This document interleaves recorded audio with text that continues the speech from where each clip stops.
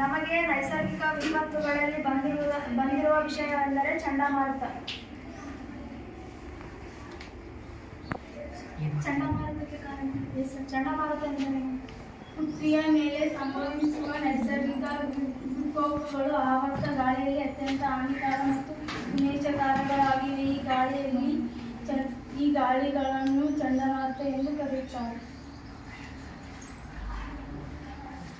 ಚಂಡಮಾರುತಕ್ಕೆ ಕಾರಣಗಳು: ಭೂಮಿ ಮತ್ತು ಸಾಗರ ಭಾಗಗಳ ನಡುವಿನ ಉಷ್ಣಾಂಶ ಮತ್ತು ಒತ್ತಡದಲ್ಲಿರುವ ತೀವ್ರ ವ್ಯತ್ಯಾಸ. ಇವು ಸಾಮಾನ್ಯವಾಗಿ ಬಂಗಾಳಕೊಲ್ಲಿಯ ಉಪಸಾಗರಗಳಲ್ಲಿ ಉಗಮವಾಗುತ್ತವೆ. ಇತ್ತೀಚಿನ ಜಾಗತಿಕ ತಾಪಮಾನದಿಂದ ಅರಬ್ಬಿ ಸಮುದ್ರದಲ್ಲಿ ಚಂಡಮಾರುತಗಳು ಉಗಮವಾಗುತ್ತವೆ. ಇವು ಅಕ್ಟೋಬರ್, ನವೆಂಬರ್ ಮತ್ತು ಮೇ, ಜೂನ್ ತಿಂಗಳುಗಳ ನಡುವೆ ಸಂಭವಿಸುತ್ತಿವೆ. ಚಂಡಮಾರುತಗಳ ಪರಿಣಾಮಗಳು: ಅಪ್ಪಳಿಸಿದ ಪ್ರದೇಶದಲ್ಲಿ ಜನಜೀವನವೇ ಸಂಪೂರ್ಣ ಮಾರ್ಪಡುವುದು. ಸಾಗರದ ಅಲೆಗಳು ಒಳನಾಡಿನ ಚಂಚಿ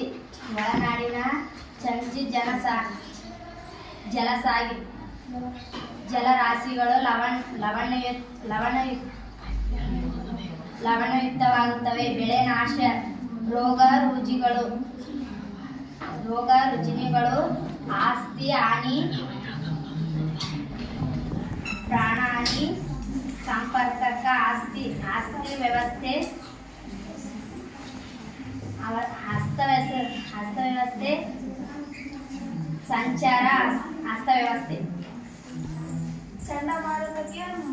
ಚಂಡಮಾರುತದ ಮುನ್ನೆಚ್ಚರಿಕೆ ಕ್ರಮಗಳು: ತಗ್ಗು ಪ್ರದೇಶಗಳಿಂದ ಜನರನ್ನು ಸ್ಥಳಾಂತರಿಸುವುದು, ರೈಲು ಬಸ್ಸಿನ ಮಾರ್ಗಗಳನ್ನು ಬದಲಾಯಿಸುವುದು.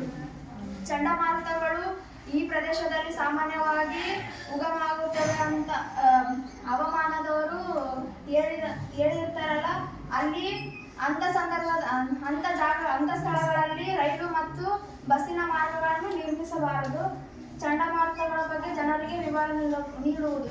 ಚಂಡಮಾರುತಗಳ ಬಗ್ಗೆ ಜನರಿಗೆ ಯಾವ ಥರ ಚಂಡಮಾರುತ ಉಗಮವಾಗುತ್ತವೆ ಮತ್ತು ಎಲ್ಲೆಲ್ಲಿ ಯಾವ ಪ್ರದೇಶಗಳಲ್ಲಿ ಬೀಸುತ್ತವೆ ಅಂತಂದು ಜನರಿಗೆ ಮಾಹಿತಿ ನೀಡಬೇಕು. ಅಗತ್ಯವಿರುವ ಸೇನಾ ತುಕಡಿಗಳನ್ನು ಸಿದ್ಧವಿರಿಸುವುದು. ಚಂಡಮಾರುತ ಅಕಸ್ಮಾತ್ ಒಂದು ಪ್ರದೇಶದಲ್ಲಿ ಆಯಿತು ಅಂತಂದರೆ ಅಲ್ಲಿ ಜನರಿಗೆ ತುಂಬ ತೊಂದರೆಗಳಾಗಿರ್ತವೆ, ಏನೋ ಪ್ರಾಣಹಾನಿ, ಆಸ್ತಿ ಹಾನಿ ಆಗಿರ್ತದೆ. ಅಂಥ ಸಂದರ್ಭದಲ್ಲಿ ನಾವು ಸೇನಾ ತುಕಡಿಗಳನ್ನು ಸಿದ್ಧಪಡಿಸಿರಬೇಕು. ಸಿಹಿ ನೀರು ಮತ್ತು ಉಡುಪುಗಳನ್ನು ಸಂಗ್ರಹಿಸುವುದು.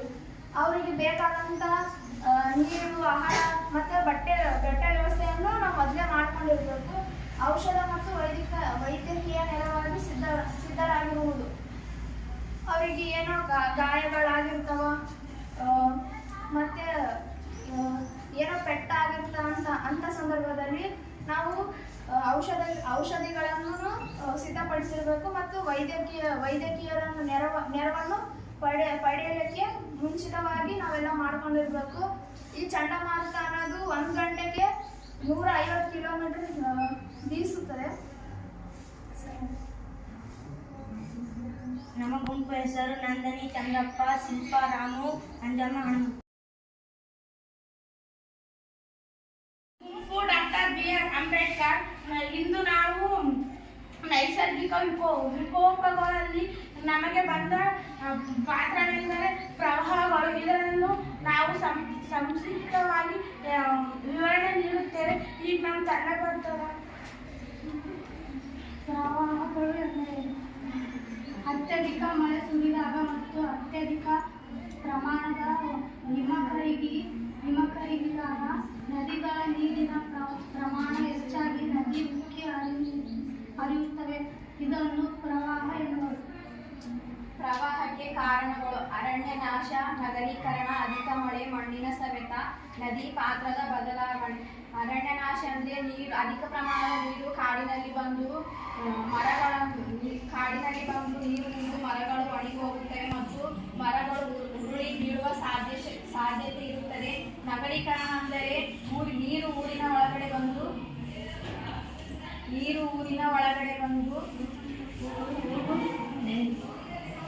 ಪ್ರವಾಹಗಳು ಕಂಡುಬರುವ ಪ್ರದೇಶಗಳು: ಗಂಗಾ ನದಿ, ಅದರ ಉಪನದಿಗಳು ಉತ್ತರ ಪ್ರದೇಶ, ಬಿಹಾರ್ನಲ್ಲಿ ಕಂಡುಬರುತ್ತದೆ. ದಾಮೋದರ ಮತ್ತು ಸುವರ್ಣರೇಖಾ ನದಿಗಳು ಇವು ಛತ್ತೀಸ್ಗಢ, ಪಶ್ಚಿಮ ಬಂಗಾಳದಲ್ಲಿ ಕಂಡುಬರುತ್ತದೆ. ಬ್ರಹ್ಮಪುತ್ರ, ಅದರ ಉಪನದಿಗಳು ಅಸ್ಸಾಂನಲ್ಲಿ ಕಂಡುಬರುತ್ತದೆ. ಮೇಘಸ್ಫೋಟ ಹಿಮಾಲಯ ಪರ್ವತದಲ್ಲಿ ಕಂಡುಬರುತ್ತದೆ. ನರ್ಮದಾ, ತಪತಿ, ಸಬರಮತಿ ಇದು ಗುಜರಾತ್ನಲ್ಲಿ ಕಂಡುಬರುತ್ತದೆ. ಕೃಷ್ಣ, ತುಂಗಭದ್ರಾ, ಘಟಪ್ರಭಾ, ಮಲಪ್ರಭಾ, ದೋಣಿ, ಬೆಣ್ಣೆಹಳ್ಳ ಇದು ಕರ್ನಾಟಕದಲ್ಲಿ ಕಂಡುಬರುತ್ತದೆ. ಪ್ರವಾಹದ ಪರಿಣಾಮಗಳು: ಜೀವಹಾನಿ, ಆಸ್ತಿ ಹಾನಿ, ಕಟ್ಟಡಗಳಿಗೆ ಧಕ್ಕೆ, ಸಾರಿಗೆ ಸಂಪರ್ಕಕ್ಕೆ ಅಡಚಣೆ, ಬೆಳೆ ನಾಶ, ವಿದ್ಯುತ್ ಪೂರೈಕೆ ಅಡಚಣೆ, ಅನೇಕ ರೋಗ ಉಲ್ಬಣ. ಪ್ರವಾಹಗಳನ್ನು ತಡೆಗಟ್ಟುವ ಕ್ರಮಗಳು: ನದಿಗಳ ಇಕ್ಕೆಲಗಳಲ್ಲಿ ಅಡ್ಡಕಟ್ಟೆಗಳನ್ನು ನಿರ್ಮಿಸುವುದು, ಅಂದರೆ ನದಿಗಳ ಪಕ್ಕದಲ್ಲಿ ಅಣೆಕಟ್ಟುಗಳನ್ನು ಕಟ್ಟುವುದು. ಜಲಾಶಯಗಳಲ್ಲಿ ನೀರನ್ನು ಸಂಗ್ರಹಿಸುವುದು. ಮುನ್ಸೂಚನೆಯನ್ನು ನೀಡಲು ಮಾಹಿತಿ ಕೇಂದ್ರವನ್ನು ಸ್ಥಾಪಿಸುವುದು. ಜಲಾಯ ಪ್ರದೇಶಗಳಲ್ಲಿ ಎಲ್ಲರಿಗೂ ನಮಸ್ಕಾರಗಳು. ಇಂದು ನಮ್ಮ ನೈಸರ್ಗಿಕ ವಿಕೋಪಗಳಲ್ಲಿ ನಮಗೆ ಬಂದಂತಹ ಭಾಗ ಭೂಕುಸಿತ. ನಮ್ಮ ತಂಡ ಝಾನ್ಸಿ ರಾಣಿ ಲಕ್ಷ್ಮೀಬಾಯಿ. ಮೊದಲು ಭೂಕುಸಿತ ಎಂದರೇನು ಎಂದು ತಿಳಿಸಬೇಕು. ಭೂಕುಸಿತಕ್ಕೆ ಇನ್ನೊಂದು ಹೆಸರೇ ಭೂಪತ. ಪರ್ವತಗಳ ಅಥವಾ ಬೆಟ್ಟಗಳ ಮೇಲ್ಭಾಗದಿಂದ ಕಡಿದಾದ ಇಳಿಜಾರನ್ನುಂಟು ಕೆಳಕ್ಕೆ ಜಾರುವ ಭೂರಾಶಿಗೆ ಭೂಕುಸಿತ ಅಥವಾ ಭೂಪತ ಎನ್ನುವರು. ಭೂಕುಸಿತದ ಕಾರಣಗಳೆಂದರೆ ಕಡಿದಾದ ಪರ್ವತ ವಲಯಗಳಲ್ಲಿ ರಸ್ತೆ, ರೈಲು ಮಾರ್ಗ, ಜನವಸತಿ ಪ್ರದೇಶಗಳನ್ನು ನಿರ್ಮಿಸಿದ್ದರಿಂದ ಅತಿಯಾದ ಗಣಿಗಾರಿಕೆ, ಕೃಷಿಗಾಗಿ ಭೂಮಿ ವಿಸ್ತರಣೆ, ಅರಣ್ಯಗಳು ಕಡಿಯುವುದರಿಂದ ಪರ್ವತಗಳಲ್ಲಿ ಹರಿಯುವ ನೀರು ಮತ್ತು ಸಮುದ್ರದ ತೀರಗಳಲ್ಲಿ ಅಲೆಗಳು ಭೂಮಿಯನ್ನು ಕೊರೆದು ಇಳಿಜಾರಿಯನ್ನು ನಿರ್ಮಿಸುವುದರಿಂದ ಜೇಡಿಮಣ್ಣಿನ ಪದರದ ಮೇಲೆ ಸಡಿಲವಾದ ಮಣ್ಣಿನ ಪದರವಿದ್ದಲ್ಲಿ ಇಳಿಜಾರು ಕಡಿದಲ್ಲಿ ಭೂಕುಸಿತಗಳು ಉಂಟಾಗುತ್ತವೆ.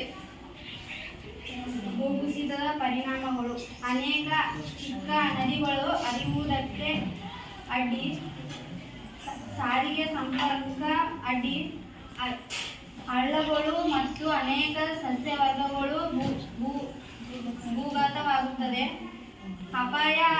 ಅಪಾಯ ಜೀವ ಹಾನಿ, ಆಸ್ತಿ ಹಾನಿ ಉಂಟು ಮಾಡುತ್ತದೆ. ಭೂಕುಸಿತದ ತಡೆಗಟ್ಟುವ ವಿಧಾನಗಳು: ಮೊದಲನೇದು ಅರಣ್ಯ ನಾಶ ತಡೆಗಟ್ಟುವುದು. ಎರಡನೇದು ಕಡಿದಾದ ಪ್ರದೇಶಗಳಲ್ಲಿ ಕೃಷಿ ವಿಸ್ತರಣೆ ತಡೆಗಟ್ಟುವುದು. ಮೂರನೇದು ಭೂಕುಸಿತ.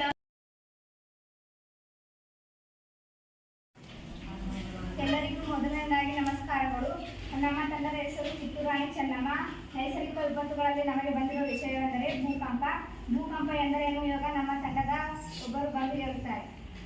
ಭೂಕಂಪ ಎಂದರೇನು? ಭೂಮಿಯ ಒಳಗಿನ ಆಂತರಿಕ ಶಕ್ತಿಯಿಂದ ನಿಶ್ಚಿತವಾಗಿ ಭೂಮಿಯ ಮೇಲ್ಪದರನ್ನು ಕಂಪಿಸುವುದನ್ನು ಭೂಕಂಪ ಎನ್ನುವರು. ಭೂಕಂಪಕ್ಕೆ ಕಾರಣಗಳಾದವು: ಭೂಮಿಯ ಅಂತರಾಳದಲ್ಲಿರುವ ಶಿಲಾಪಾಕಗಳ ಚಲನೆ, ಅರಣ್ಯ ನಾಶ, ನಾಗರೀಕರಣ, ಅಧಿಕ ಮಳೆ, ಗಣಿಗಾರಿಕೆ, ನದಿ ಪಾತ್ರದ ಬದಲಾವಣೆ, ಅಣೆಕಟ್ಟುಗಳ ನಿರ್ಮಾಣ, ಮ್ಯಾಗ್ಮದ ಸರಿಯುವಿಕೆ. ಭೂಕಂಪ ಪೀಡಿತ ಪ್ರದೇಶಗಳೆಂದರೆ ಉತ್ತರ ಹಿಮಾಲಯ ಪರ್ವತ, ಅಸ್ಸಾಂ, ಗುಜರಾತ್ ವಲಯದಲ್ಲಿ, ಮಹಾರಾಷ್ಟ್ರ, ಕೊಯ್ನಾ, ಲಾತೂರ್. ಭೂಕಂಪದ ಪರಿಣಾಮಗಳು: ಸಾರಿಗೆ ಸಂಪರ್ಕ ಕಡಿತ, ರೋಗಗಳ ಹರಡುವಿಕೆ, ಸುನಾಮಿ, ನದಿಯ ದಿಕ್ಕು ಬದಲಾವಣೆ, ಆಸ್ತಿಗಳಿಗೆ ಹಾನಿ, ಪ್ರಾಣ ಹಾನಿ, ಬೆಳೆಗಳು ನಾಶ, ಸಂಚಾರ ಅಸ್ತವ್ಯಸ್ತೆ. ಭೂಕಂಪದ ಮುನ್ನೆಚ್ಚರಿಕೆ ಕ್ರಮಗಳು: ಬಹು ಅಂತಸ್ತಿನ ಕಟ್ಟಡಗಳ ನಿಷೇಧ, ಕಟ್ಟಡಗಳನ್ನು ಹಗುರವಾದ ವಸ್ತುಗಳಿಂದ ನಿರ್ಮಾಣ, ಜನರಿಗೆ ಜನರನ್ನು ಸ್ಥಳ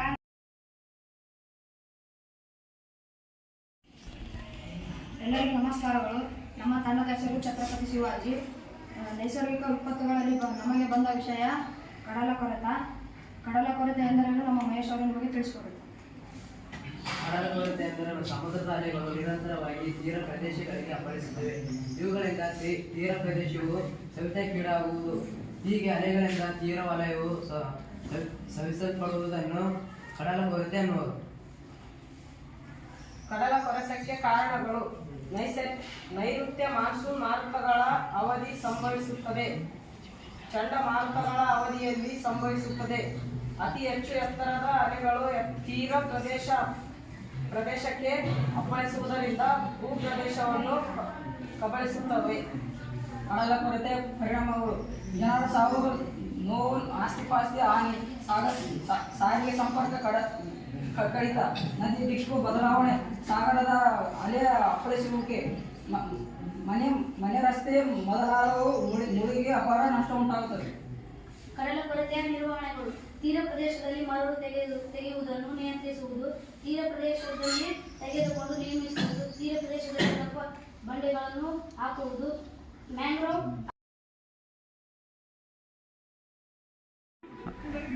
ನಮ್ಮ ತಂಡದ ಹೆಸರು ಮಹಾತ್ಮ ಗಾಂಧೀಜಿ.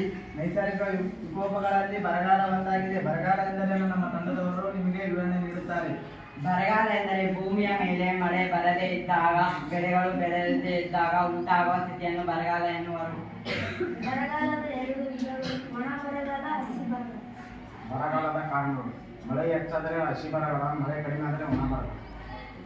ಬರಗಾಲದಿಂದ ಉಂಟಾಗುವ ಪರಿಣಾಮಗಳು: ಆಸ್ತಿ ಹಾನಿ ಉಂಟಾಗುತ್ತದೆ, ಪ್ರಾಣಹಾನಿ ಉಂಟಾಗುತ್ತದೆ, ಬೆಳೆಗಳು ನಾಶವಾಗುತ್ತವೆ, ಜನರ ವಲಸೆ ಹೋಗುವ ಸಂಭವನೀಯತೆ ಉಂಟಾಗುತ್ತದೆ, ಆಹಾರದ ಕೊರತೆ ಉಂಟಾಗುತ್ತದೆ, ದನಕರುಗಳಿಗೆ ಮೇವು ಸಿಗುವುದಿಲ್ಲ, ಸಾಂಕ್ರಾಮಿಕ ರೋಗಗಳು ಹರಡುತ್ತವೆ. ಬರಗಾಲ ಪೀಡಿತ ಪ್ರದೇಶಗಳು: ರಾಜಸ್ಥಾನದ ಥಾರ್ ಭೂಮಿ, ಪಂಜಾಬ್, ಹರಿಯಾಣ, ಗುಜರಾತಿನ ಕಚ್ ಪ್ರದೇಶ, ಜಮ್ಮು ಮತ್ತು ಕಾಶ್ಮೀರ, ರೋಹಿಲಿ ಇವುಗಳ ಬರಗಾಲದ ಪೀಡಿತ ಪ್ರದೇಶಗಳು ಆಗಿವೆ. ಬರಗಾಲದ ಮುನ್ನೆಚ್ಚರಿಕೆ ಕ್ರಮಗಳು: ಗಿಡಮರಗಳನ್ನು ಹೆಚ್ಚು ಬೆಳೆಸುವುದು, ಜನರಿಗೆ ಗಿಡ ಮರ ನೆಡುವುದು ಪ್ರೋತ್ಸಾಹ, ಮರಗಳನ್ನು ಕಡಿಯುವುದು ನಿಯಂತ್ರಣ, ಮರಗಳನ್ನು ಬೆಳೆಸುವುದರಿಂದ ಉತ್ತಮ ಮಳೆ ಸಹಾಯ. ಎಲ್ಲರಿಗೂ ಧನ್ಯವಾದಗಳು.